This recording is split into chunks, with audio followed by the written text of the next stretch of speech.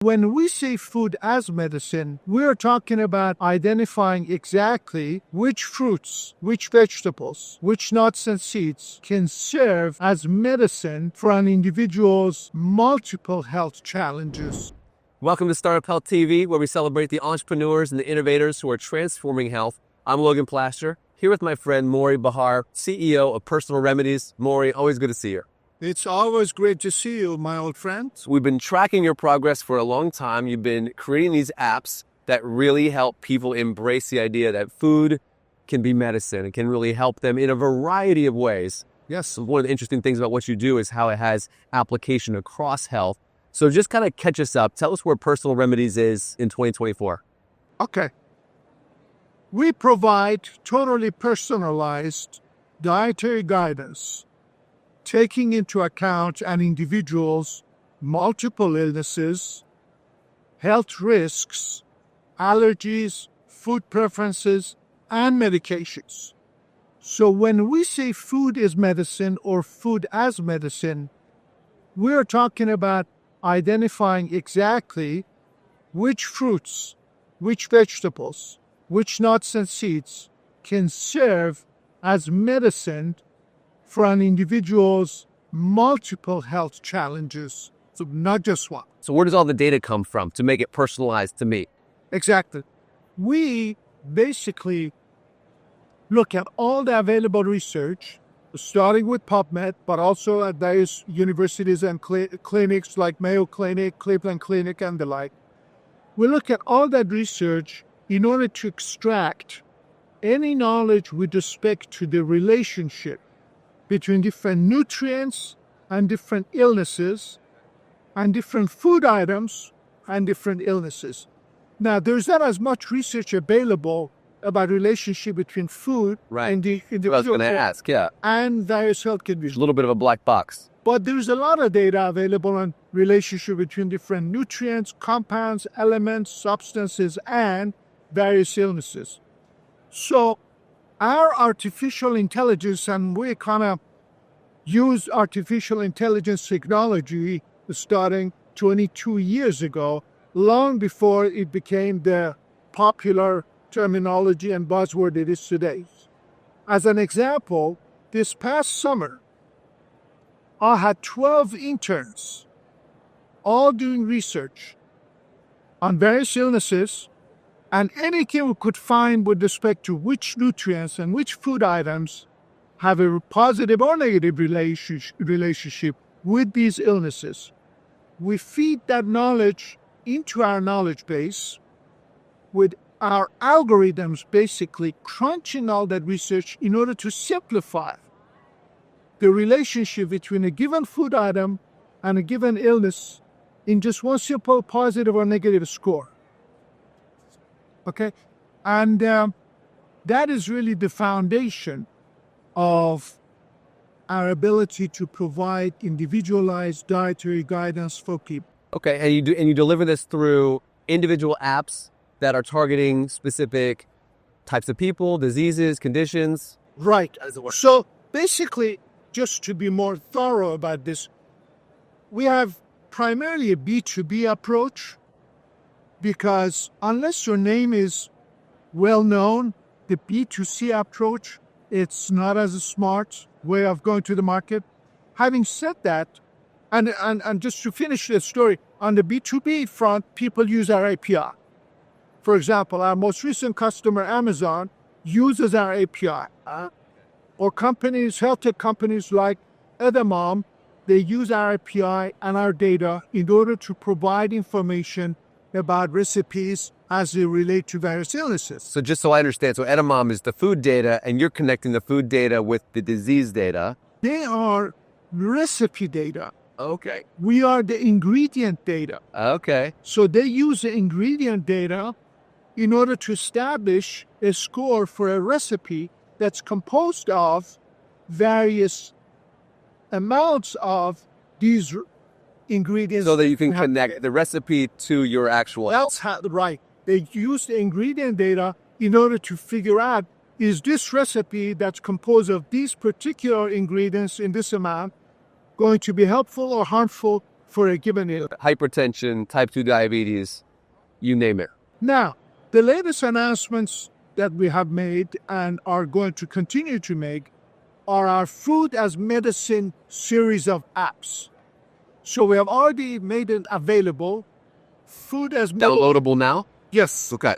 Food as medicine for gout, food as medicine for Crohn's disease. They're available right now. And then we have food as medicine for CKD, food as medicine for no histamine diet, and food as medicine for interstitial cystitis. Okay. You know, So I'm a patient. I'm concerned about gout. I'm concerned about, I download the app. What's my experience like?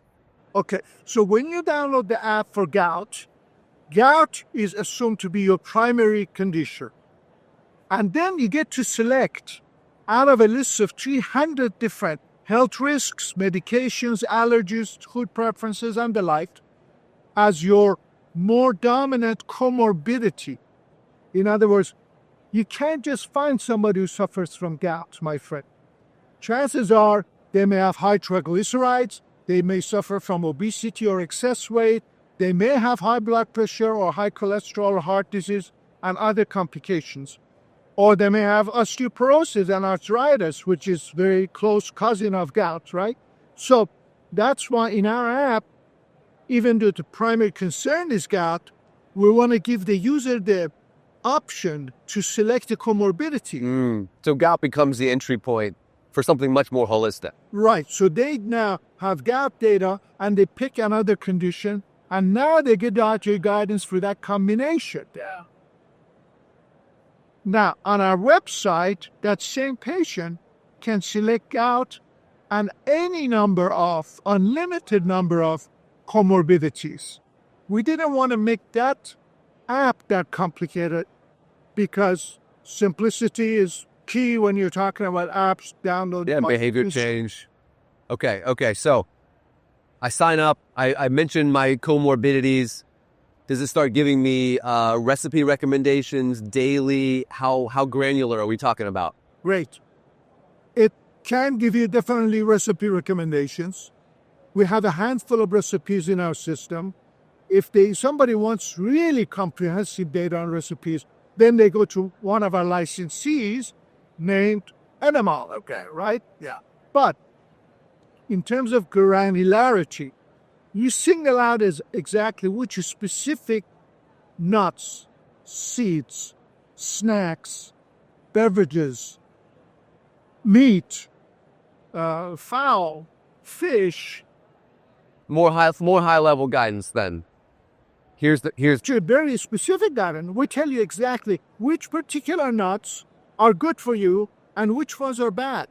And how much of it you should, or just more like the general menu, like here. Right. The assumption always is here's where you should live. Right. These are the choices of food that we recommend. Yeah. Now, normally, all the data when you're talking about nutrition is in terms of 100 grams. That's a typical serving size.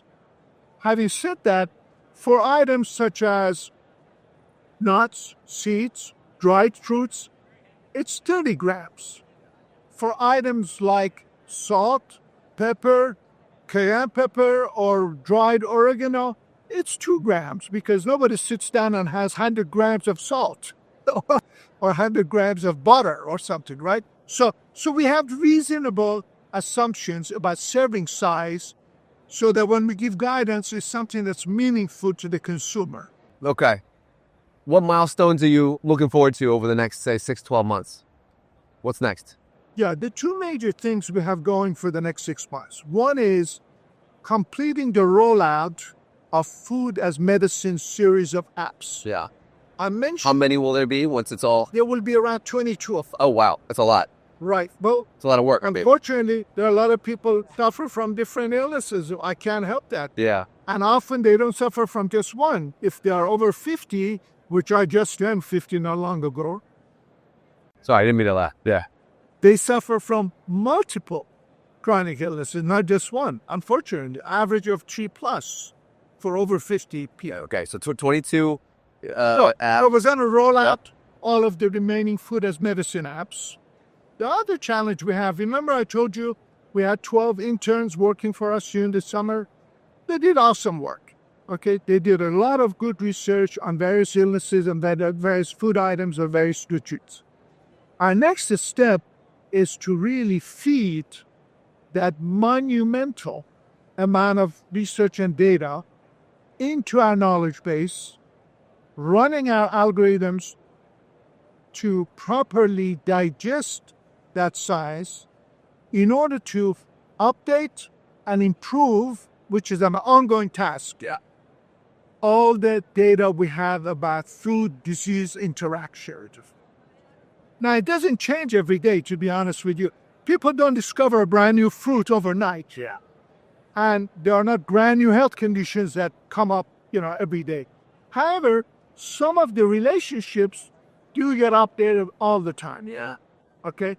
And the severity of the impact of this nutrient on that disease gets updated all the time. Okay? So that is a never-ending project. Yeah. Well, Mory, it's been exciting to watch your progress. It's really cool that you're coming out with these 22 apps this year. You're going to help a lot of people. It's fascinating to me that, each of these apps is like its own healthcare world, and yet they're so interconnected. And the fact that you're working with Edamame, another member of the startup health community, kind of brings the whole thing together. So thanks for coming by, giving me an update, and we'll be watching your next big move. Thanks, Logan. I appreciate it. Yeah, take care. All right.